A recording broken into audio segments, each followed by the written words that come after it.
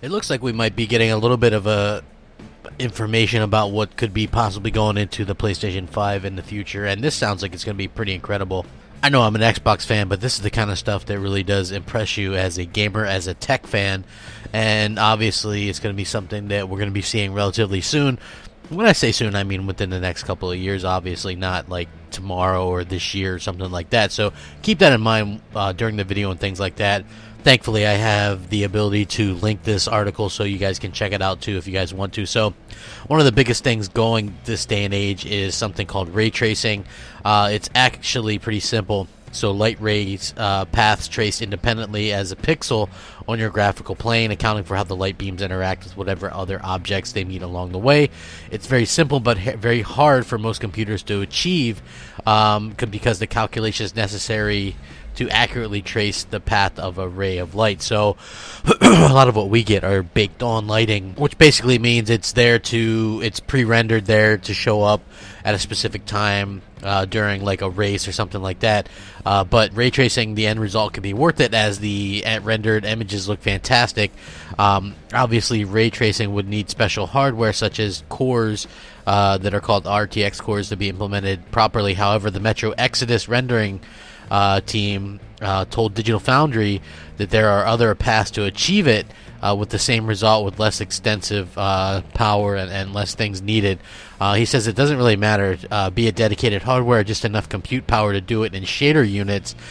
I think because it would be viable. For the current generation, yes, multiple solutions is the way to go, noting that specialized hardware isn't the only way to achieve ray tracing.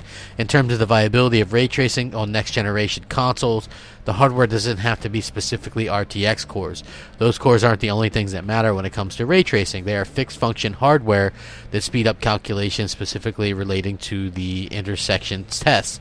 Those calculations can be done in standard compute if the computer cores are numerous and fast enough, which we believe they will with the next-gen console from the information that they have. In fact, GPU that is running at DX12 will be able to run DXR, since DXR is just an extension of DX12. Hey, that's good news for Xbox, right?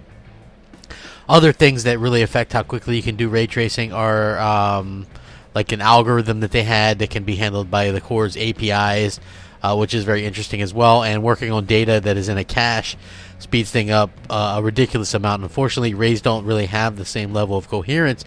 They can randomly access just about any part of the geometry. So basically what they're saying is you don't necessarily need the most powerful console of all time to be able to achieve ray tracing next gen. So it's going to be very interesting to see how that kind of pans out for Microsoft and for Sony in particular, because Sony's going with the less powerful console, and so with less power you obviously are going to be kind of looking at things a little bit differently, maybe trying to achieve some of the things that Microsoft is able to achieve, but with less money and less power and things like that. So like I said, that's going to be very interesting to see how this plays out.